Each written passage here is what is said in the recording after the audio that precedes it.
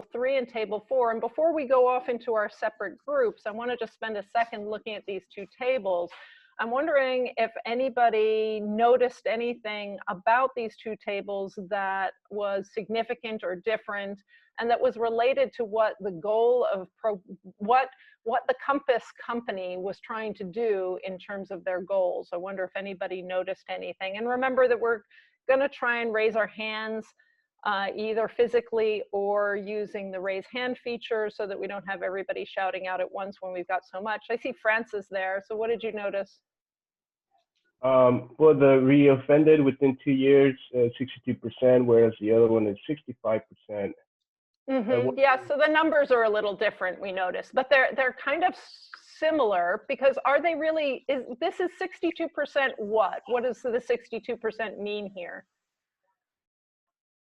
That the people that were labeled high risk did commit a second offense. Exactly. So of the people labeled high risk, 62% did reoffend, versus this 65% over here. Does anybody want to jump in and say what they think the 65% is?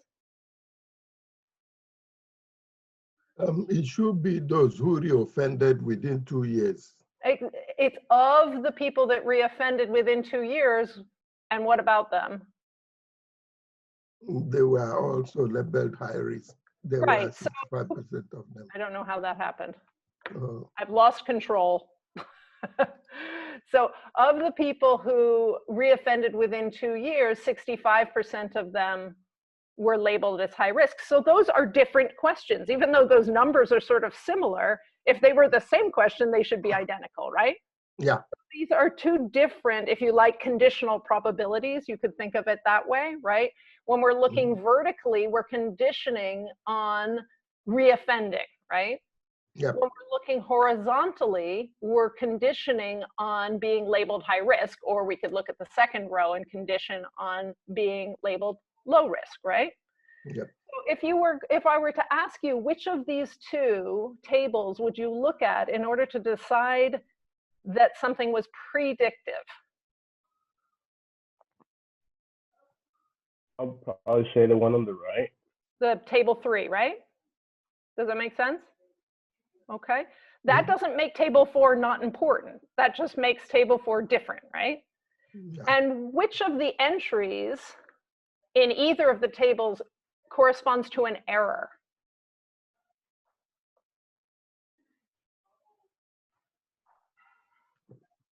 It looks more like labeled low risk. Yeah, go ahead. Whoever was speaking, but not Aka, I love you. Love you too. I was looking at the column where in table 3 where it's reoffended within 2 years and labeled low risk.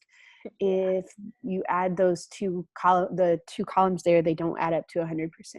They do not add up to 100%, which makes sense because that's not what we're trying to achieve, right?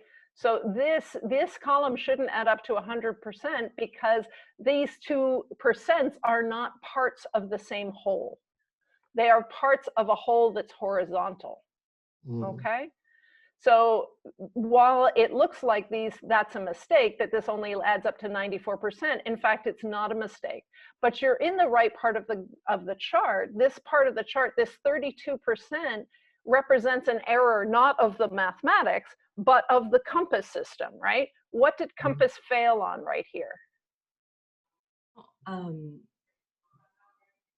Saying that people are gonna reoffend within 2 years when they aren't high risk.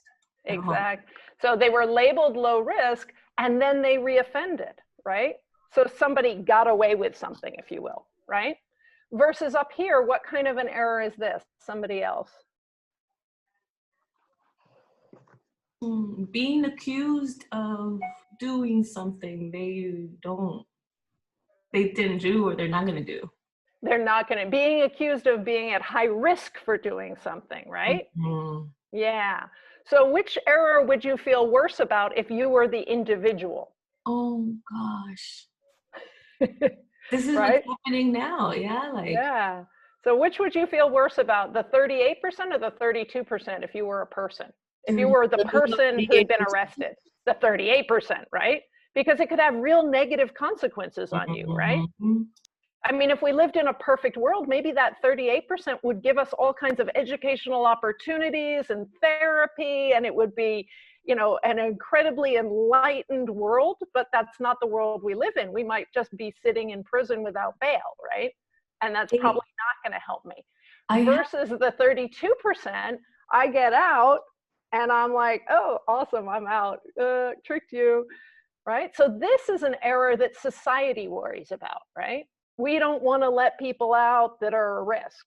And this is an error that individuals might worry about, unless we're an enlightened society, in which case we would all worry about it. So what was interesting about this is this is what Compass was trying to achieve. They were trying to make sure that as many people as possible that were labeled as high risk were the ones that reoffended, and that as many as possible that were labeled as low risk did not reoffend. And so you could ask, why didn't they just make it as high as possible, which is a good question.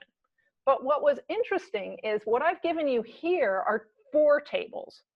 The top 2 and if you look left and right, they're the same as 3 and 4 and 3 and 4. But what's different when we look vertically?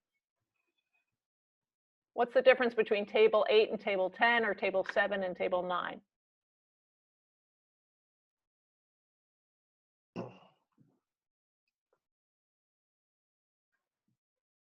Why do I have table 7 versus table 9? What's the difference? Race. It's race. It's race. Race, yeah. So what ProPublica did was they took the data that Compass had been using, they got access to it through a Freedom of Information Act, and they redid those tables by, actually I did these tables, but they studied it and wrote about it. And they broke it down, they disaggregate it by race and ethnicity. And what you notice is when you break it down by race and ethnicity, these tables, even horizontally, like if you compare white to white, the predictive table looks very different than the postdictive table. Do you see that? So before we had similar numbers, whereas now we don't have similar numbers, 29% versus 48%. Depending, that error looks different depending on whether we look predictive or postdictive, right? If you look at these 2 tables though, so both predictive for white and for black, what jumps out at you here?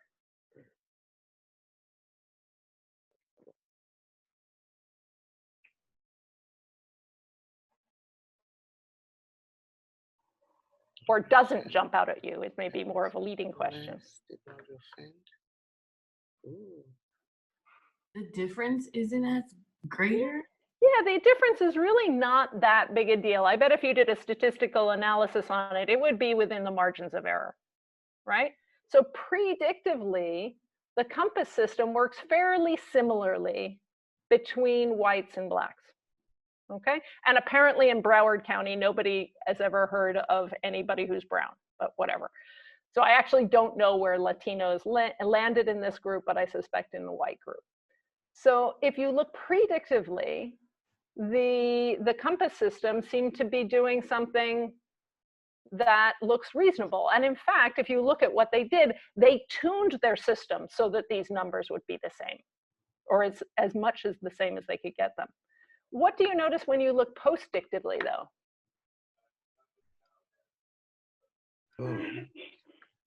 Oh, see? There's a big difference, right? There's a big difference. In particular, there's a big difference in these errors, which if you remember, if I'm the individual who's been arrested, it's particularly disadvantageous for me to be labeled as high risk if I'm not going to reoffend. In fact, maybe I reoffend because I was labeled as high risk, right? Because maybe we don't live in a society in which we do something that creates a world in which they won't reoffend. So for blacks, 45% of the people that did not reoffend were labeled as high risk, whereas for whites, only 23. So here's the kicker though. This is the same group of people. As you tune this system, if you try and make this a little more fair, right? You try and tune your threshold so that these numbers match, what's going to happen over here?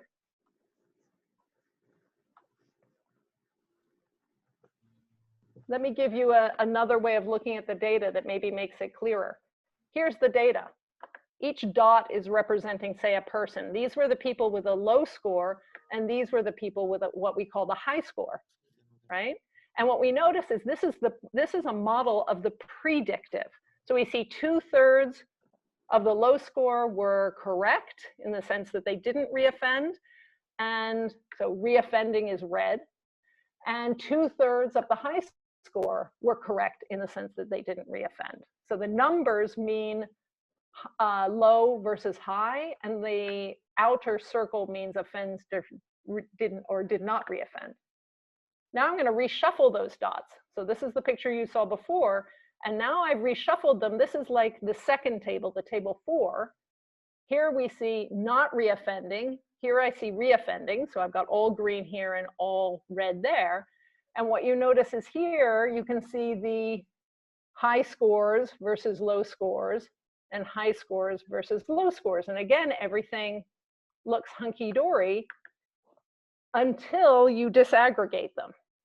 And when you disaggregate them by race, you see, uh-oh, here I have almost 50% that were incorrect, and here I have 40% that were incorrect, okay? But if I change one of these reds to, if I change one of these 1s to a 0, it moves up here, right? Actually, it moves, yeah, it moves up here. But that's going to change the layout here, right? So anything I do to move a red to a green is going to change the predictive. So my point here is not that whether we should or we shouldn't. Honestly, I'm not quite sure. I feel that something's wrong here. But what the mathematics tells us is that there's no free lunch. What we have to do is make a decision as a society on what we think fairness is, and then the mathematics gives us a tool to analyze it. But if we can't do this kind of analysis, then we can't even participate in the discussion that's going on in society right now, today. So I don't know if this is something you would feel comfortable presenting to your students. I mean, it's pretty touchy.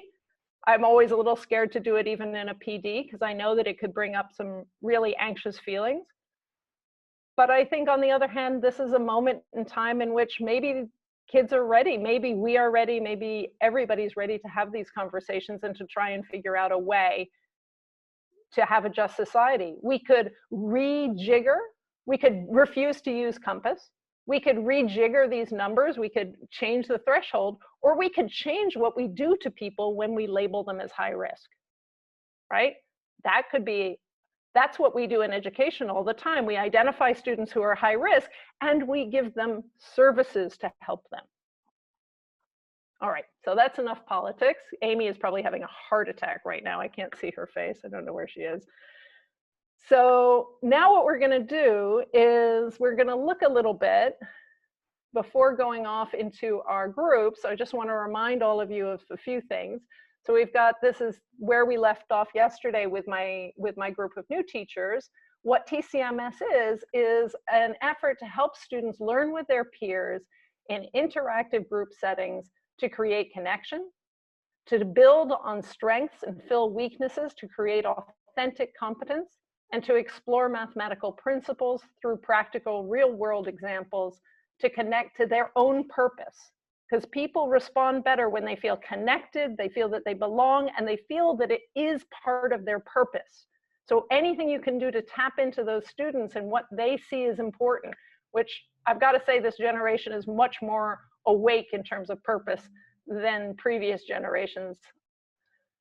So what we do is we have a Schoology course template. We have a Schoology TCMS group. We have a PD group class, and then I will create over the next month a template for you to copy if you use Schoology, and otherwise it can help guide you. We have the Schoology integration so that you can access the materials through Schoology, both the materials that we've collected and created, and the materials that come from the text. And then we have the ALEX integration through Schoology, which is only relevant if you're in LAUSD. So, and then we have the social emotional component, which I feel very passionately about, but the experts are Peter Berlin and Otilia Gonzalez, who are going to, over the course of these PDs, give you some very practical insight. It's taken me a long time to identify people who are both experts in the social emotional learning aspect and who are mathematicians, so that they can bring this right down into the classroom rather than being an add-on that comes from the outside. And then what we've got is, I just want to remind you some of the best practices. So have your students have a spiral bound or a lab notebook. It's best if they either have a 2-subject one or 2 separate notebooks, one for ALEX and one for TCMS, where they keep track of what they've learned. That metacognition of being able to see what they've learned and have a record of it. Even if you're teaching it remotely, you can check it by them taking pictures and uploading it to Schoology, whatever needs to be done. But they need to have a physical representation of what they've learned. And then have a predictable schedule for your students. You want to try and do ALEX twice a week and TCMS 3 times a week as a stable norm. In the beginning, we're going to focus on the week 1 curriculum and leave ALEX to a little bit later. At the end of the year, the end of the 2nd semester, we morph into doing ALEX more than doing the TCMS as they get ready for that final assessment at the end of the year. And this is what your TCMS classroom should look like should you ever meet them face-to-face again.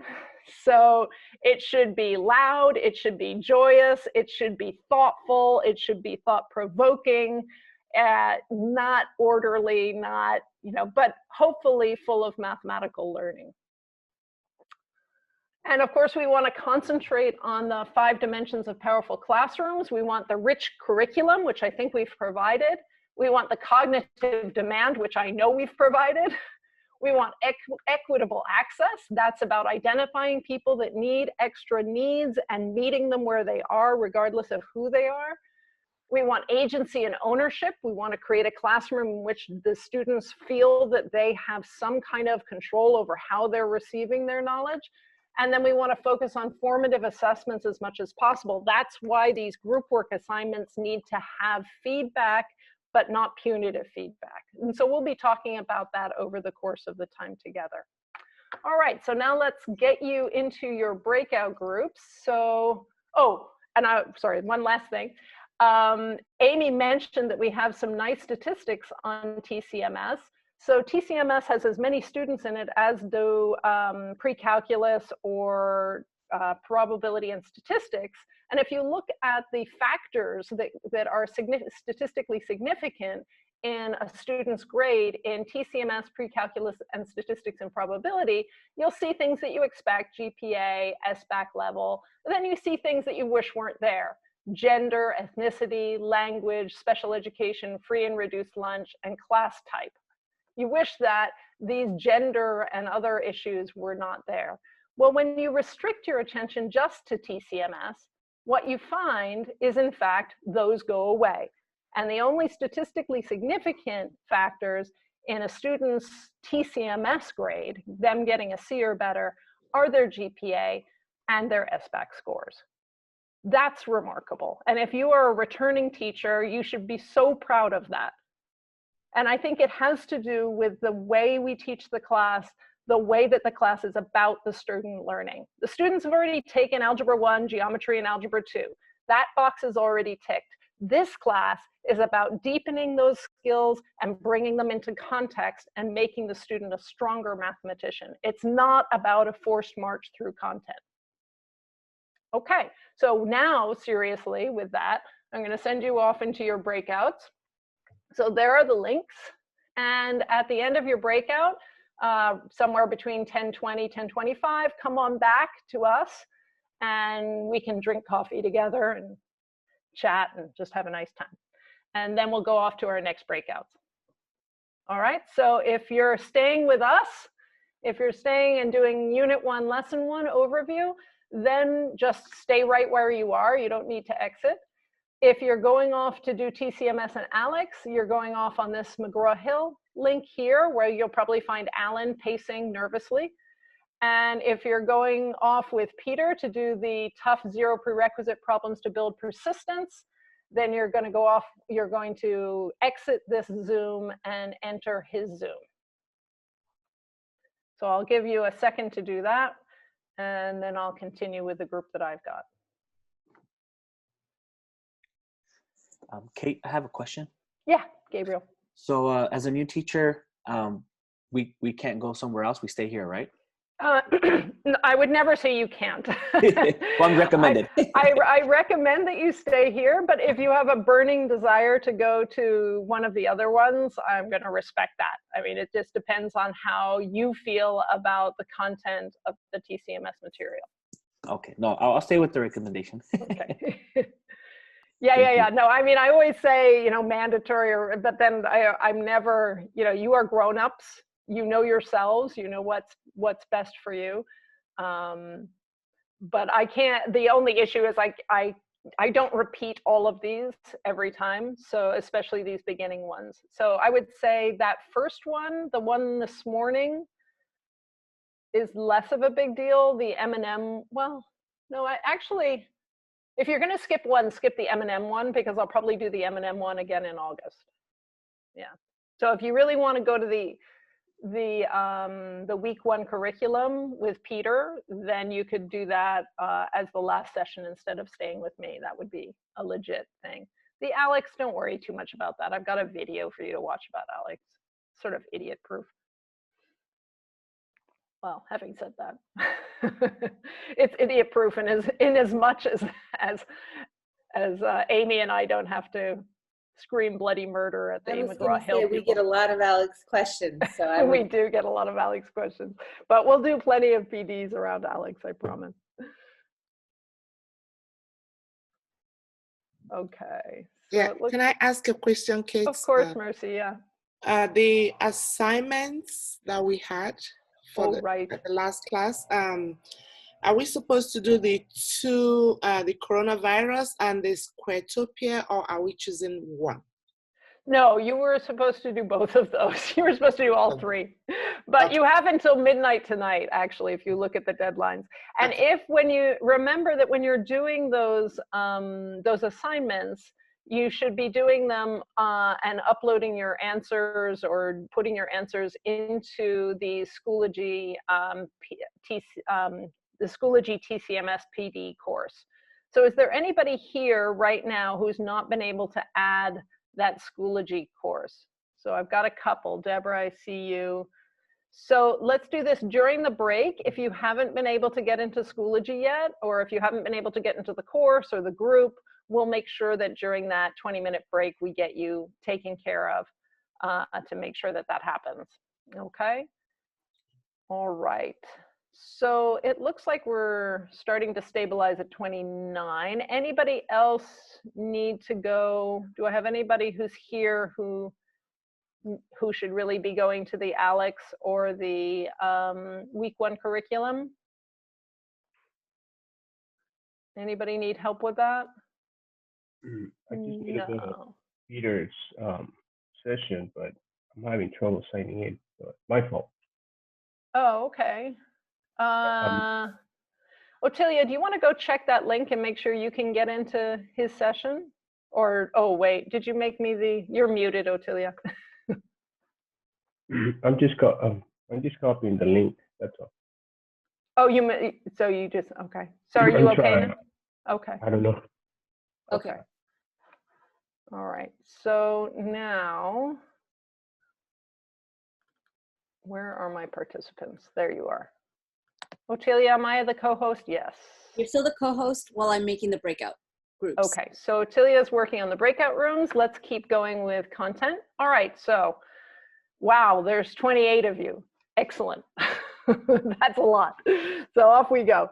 So this is where we left off yesterday. We were looking at that Unit 1 lesson, well, Unit 1, think about the situation. So if you, once you get your textbook, what you'll notice is the book is broken down into units, lessons, and investigations. In the beginning of each unit, there's something called Think About This Situation, which is a sort of overview exercise that students are not supposed to master. These are problems that open up the world of questions, and students struggle with them, and that's normal. And you don't need to worry that the students master those Think About the Situation questions.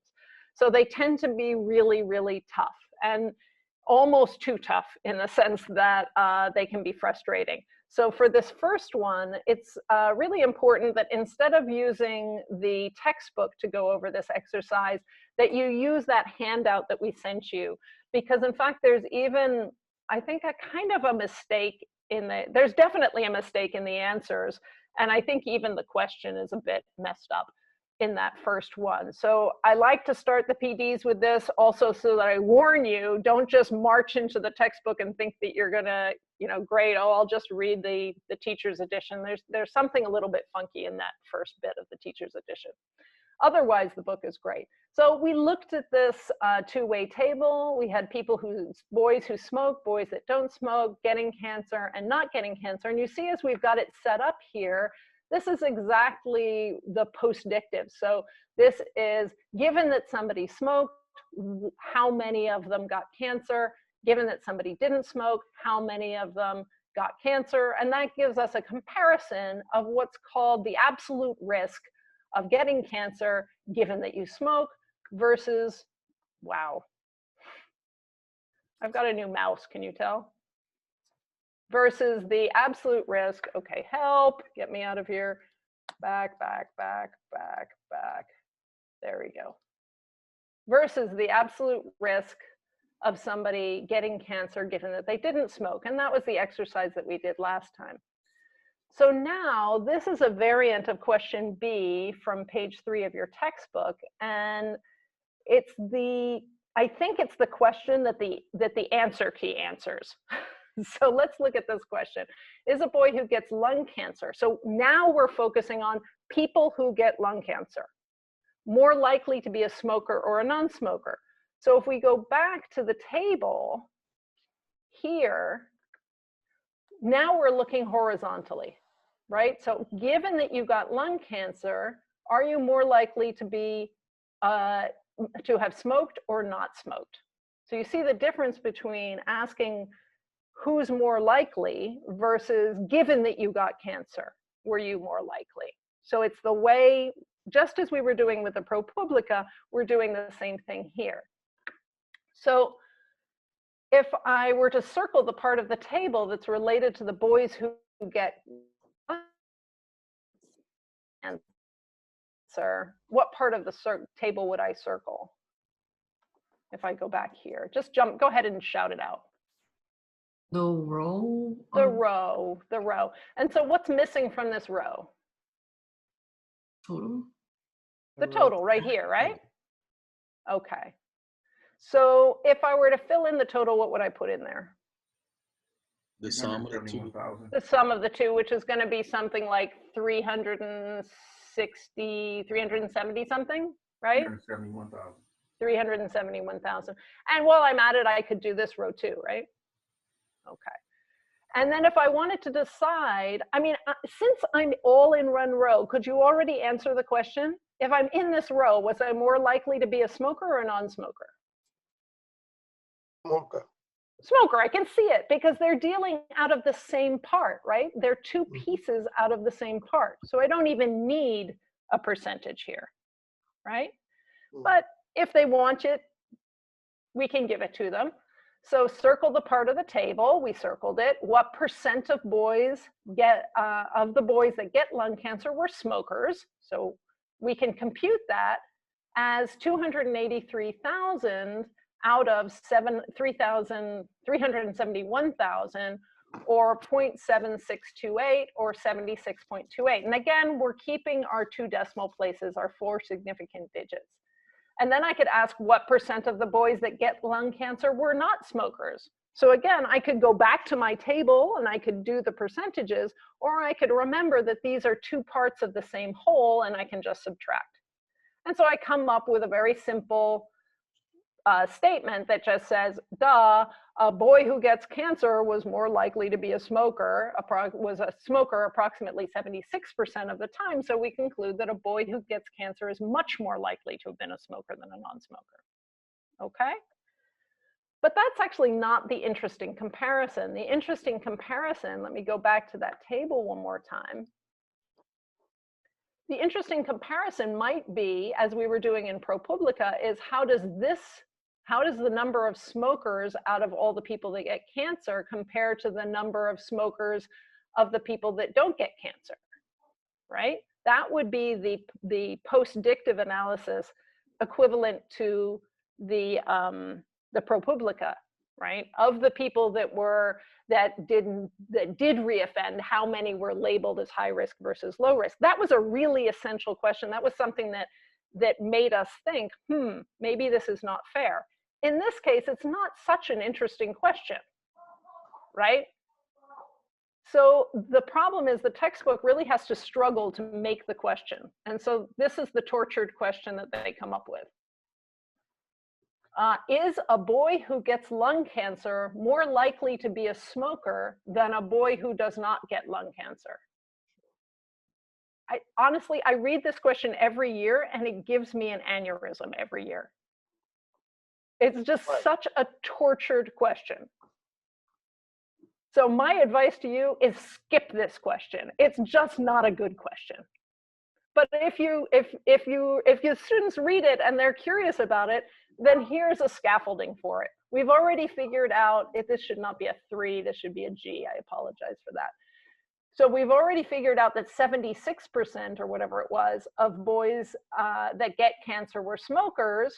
Then we could figure out what percent of boys that get lung cancer were that did not get lung cancer were smokers, and then we can compare those two. And when you do that, you come up with 76% of the boys that get lung cancer were smokers, and only, say, 17% of the boys that did not get lung cancer were smokers. And so I don't know what your conclusion is. Like, okay, but we sort of knew that it was a bad idea to smoke if you're worried about getting lung cancer. Okay, so I think question A is really the correct question to ask about these data, and the post-dictive analysis is actually not that interesting. But maybe one of you will come up with an interesting question that this analysis actually answers, but I've never come up with one. Okay, so let's keep going. Yeah. On the book, or where can I see these exact questions from the book?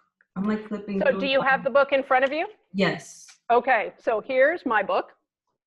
So if you look on, so do you have the student edition or the teacher edition? Teacher edition. Teacher edition. So in the teacher edition, this is a good moment that I can show people what the teacher edition looks like. So every page of the textbook, the left-hand page is what the student's book says. Oh, okay. And the right-hand page is the teacher's edition. So if you look on page 3, you will see exactly these or the original version of these questions. And on the facing page, it's called T3, which is the teacher's edition for that same page. Okay. And when it takes them more than one page to explain it, then there'll be T3A, T3B, T3C. And one of the very nice things that I love about this book, so if you look at T3A, it's a whole transcript of somebody actually teaching this lesson and how they fostered the conversation, which I find really, really helpful. So there's these green pages called Promoting Mathematical Discourse.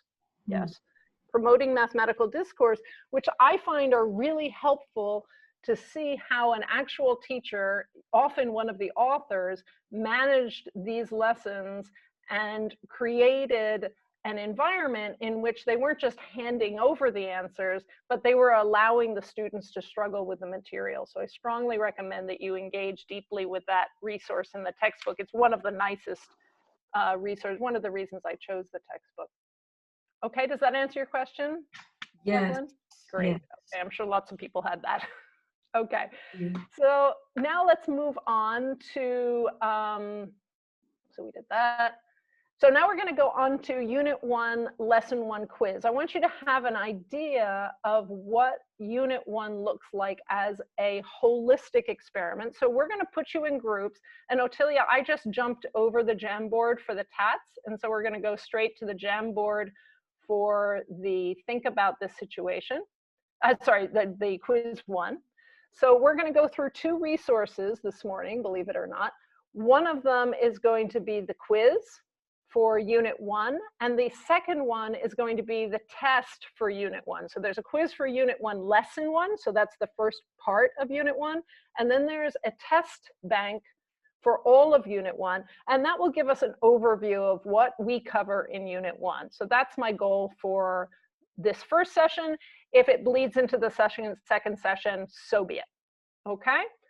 So, because I think it's important that you have a sort of idea, and then just to give you a relief, I don't really expect you to get through more than Unit 1 in the first term, okay? So there's a lot inside of Unit 1, especially as you let it unfold at the pace that your students can manage.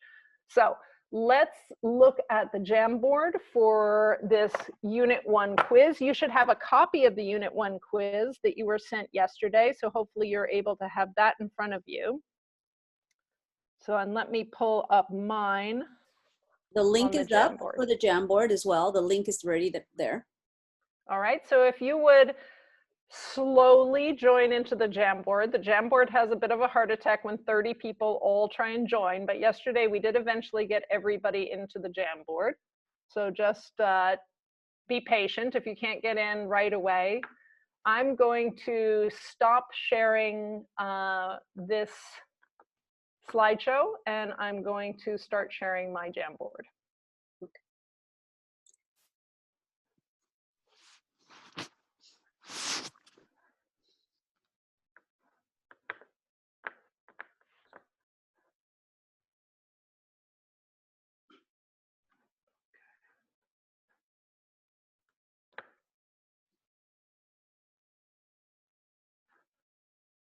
Oops, what's going on?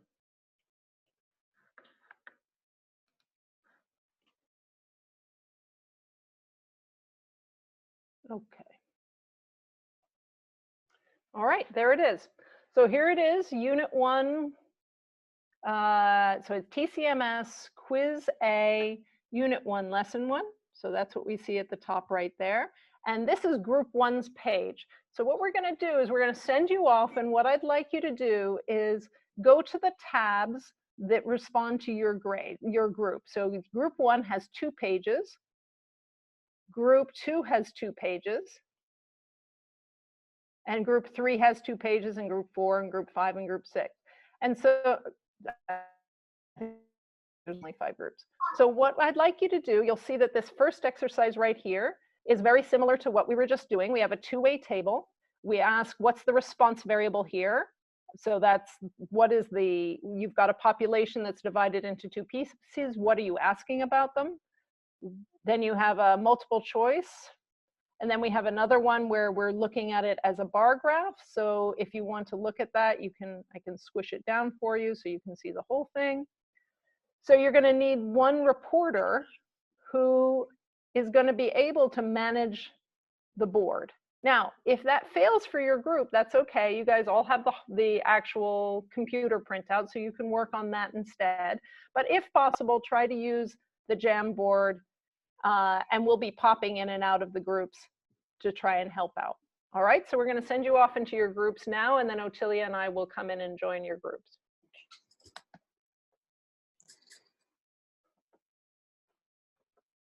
Okay, so they're off. Off they go. Ooh, that was smoother. I'm going to have to help someone who can't get into Peter's room. Okay. He says there's a password, but I don't think so. So I'm gonna, so don't put me in a room for now. Okay. So I can help him out. Okay. Is that Juan? No. Juan, yes, Juan Ortega. Yeah. Okay, so he's gonna stay here. Okay, so, and did you make me the host? Not yet. Well, I think, let me try. Do it now.